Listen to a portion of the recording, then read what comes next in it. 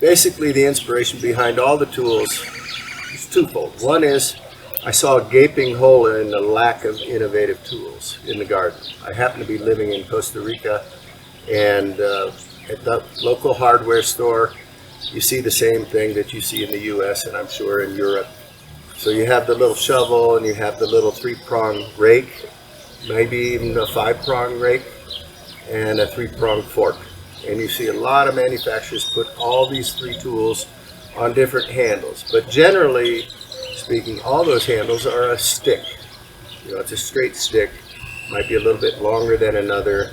Number one thought that came to mind when I saw this huge hole in the market was I can design a whole line of beautiful garden tools inspired by nature, flora and fauna.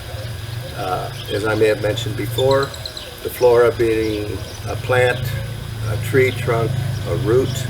This is our maguey shovel, and we've articulated the agave or the maguey agave plant in that leaf, and this has a very unique asymmetric twist to it.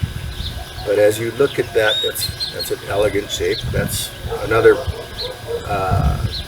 focus of mine. I have 2 things in mind when I design a tool, and I could say they're number 1 and 2, but that's not correct. They're both number 1. Number 1 is function. How is this tool going to function in the soil? How does it function with my body and my physiology? How does it affect the way I use it? And when I say I'm thinking about, am I a little girl? Am I an old man? Am I hunched over? Am I restricted to a chair?